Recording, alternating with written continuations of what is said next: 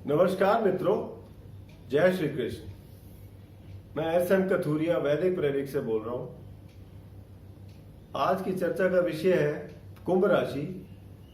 जून 2020 ग्रहों की स्थिति क्या सौगात लेके आ रही है।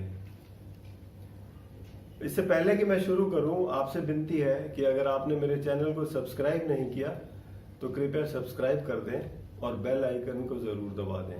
धन्यवाद।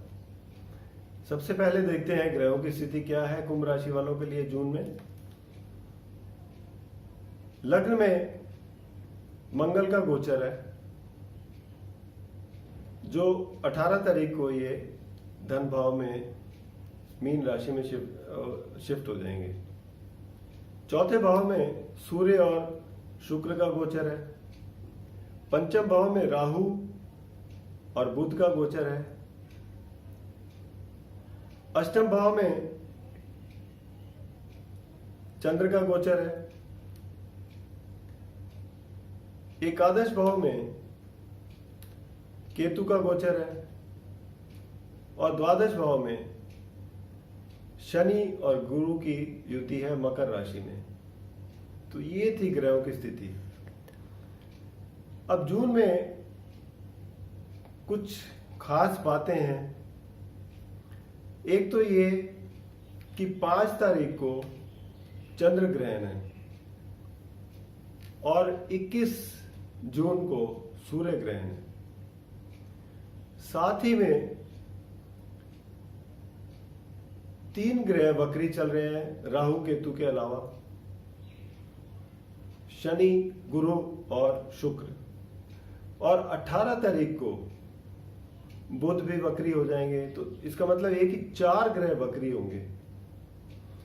अब जहां 4 ग्रह वक्री हो तो इसका मतलब होता है कुछ कि आपको जो भी पीछे आपके हुआ है, जो भी निर्णय लिए आपने, वो चाहे कार्य क्षेत्र में हो, धन के क्षेत्र में हो, विद्या के क्षेत्र में हो या कोई भी हो, उन पर आपको दोबारा से विचार करने की जरूरत है। और साथ ही ये देखने की जरूरत है कि जो बदलाव आ रहे हैं, इसका मतलब ये भी होता है कि बदलाव आ रहे हैं। जो बदलाव आ रहे हैं उन स्थितियों में निर्णय किस तरीके से लिए जाएं जो आपके भविष्य के लिए अच्छे साबित हो। तो ये आपको सोच समझ के चलना पड़ेगा।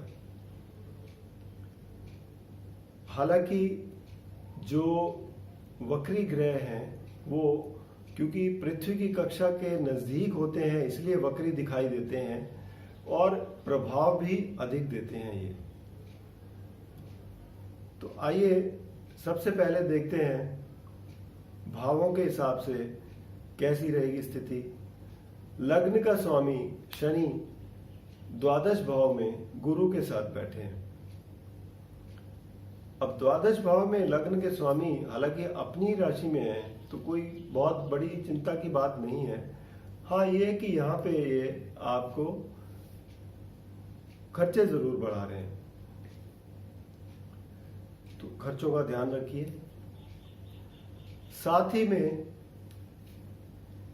आय भाव और धन भाव के स्वामी गुरु हैं, वो भी 12वें घर में बैठे हैं, तो ये भी आपके खर्चे बढ़ा रहे हैं। तो कुल मिलाकर देखा जाए तो दोनों तरफ से आपके खर्चे बढ़ रहे हैं। इस पर आपको नियंत्रण करने की जरूरत है।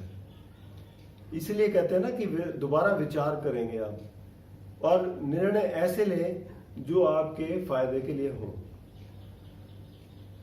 अब बात करें चौथे घर की, परिवार की, तो यहां पे शुक्र वृषभ राशि अपनी ही राशि में है, साथ में सूर्य बैठे हैं। अब दोनों शत्रु ग्रह हैं आपस में और सूर्य की वजह से शुक्र अस्त भी होंगे। लेकिन 15 तारीख के बाद सूर्य जब राशि परिवर्तन करेंगे तो उसके बाद परिवार में स्थिति अच्छी बनती दिखाई देगी, सुख शांति लौटेगी, फायदे मिलेंगे। तो ये थी स्थिति। अब पंचम भाव में देखें तो पंचम भाव में राहु और बुध का युति है। राहु जब पंचम भाव में होते हैं तो आपकी सोच को जो है वो धुंधला कर देते हैं। आपका जैसे कोई भी आप निर्णय लेने लगे तो उसमें आपको पूरी क्लियर पिक्चर नहीं मिलती। हालांकि बुध है, आप बुद्धिमानी से काम तो लेंगे, लेकिन राहु का ये काम है। तो आप एक तो बात ये करें कि अपने जो भी निर्णय ले रहे हैं, जैसे विद्यार्थी भी हैं, पढ़ाई में उनका फोकस नहीं बन पा रहा होगा, तो थोड़ा अधिक ध्यान देंगे, फोकस करेंगे, या कोई भी निर्णय लेंगे उसको एक बार फिर से विचार करेंगे तो आपके लिए बड़े अच्छे रहेंगे ये। साथ में सूर्य भी आ जाएंगे पंचम भाव में 15 तारीख के बाद, तो स्थिति यहाँ पे थोड़ा सा और कुछ ऐसी चुनौतियां लेके आएगी। तो इस बात का ये आप ध्यान रखें। छठे भाव का स्वामी चंद्र है जो अष्टम भाव में बैठे हैं। ये एक विपरीत राजयोग सा बना रहे हैं। हालांकि ये तो 2 दिन में राशि बदल लेते हैं, तो कोई ऐसी बात नहीं है। आगे ये 2 दिन के बाद ये भाग्य स्थान में चले जाएंगे और कार्य क्षेत्र में चले जाएंगे, तो गोचर इस तरीके से इनका चलेगा। तो कुल मिलाकर स्थिति इनकी सामान्य रहेगी। सप्तम भाव में जो मालिक है वो है सूर्य। सूर्य पहले चौथे घर में है। चौथे घर में सूर्य अच्छे परिणाम नहीं देते, थोड़ी यहाँ पे कष्ट वाली स्थिति बनती है। पंचम भाव में भी ये थोड़ा इस तरीके से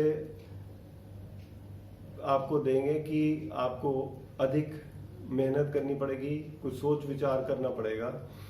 तो पर कुल मिलाकर स्थिति इतनी भी ऐसी नहीं है, सामान्य सी रहेगी। आपके जो सप्तम भाव के जो काम हैं, जैसे कि बिजनेस से रिलेटेड हो या पति पत्नी के संबंधों में हो, सामान्य से रहेंगे। भाग्य स्थान का मालिक शुक्र है, तुला राशि, वो चौथे घर में सूर्य के साथ हैं। और 15 तारीख के बाद जब सूर्य पंचम भाव में शिफ्ट होंगे तो आपके भाग्य भी मजबूत हो जाएगा।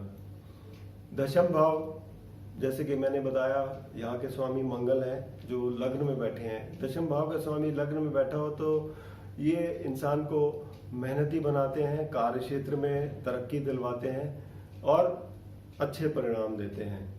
तो यहाँ स्थिति ऐसी ही बन रही है। एकादश भाव में केतु है। केतु एकादश भाव में आपको आय में वृद्धि दिखा रहे हैं, अच्छी स्थिति में है। बस यही है कि जो आय में वृद्धि यहाँ बन रही है, वहाँ द्वादश भाव में खर्चे की स्थिति बन रही है। तो आपको तालमेल बना के रख के चलना पड़ेगा। तो ये थी ग्रहों की स्थिति कुंभ राशि वालों के लिए जून के लिए। कोई व्यक्तिगत आपको परेशानी कोई चल रही हो तो आप नीचे दिए गए नंबर पर संपर्क कर सकते हैं या वैदिकप्रेरिक.com पर लॉगिन कर सकते हैं। उपाय के तौर पर आप शनिवार को अगर काली दाल जरूरतमंद लोगों को दान करेंगे तो बड़ा अच्छा रहेगा, लाभकारी रहेगा। तो ये वीडियो अगर आपको पसंद आया हो तो कृपया लाइक करें, शेयर करें। धन्यवाद।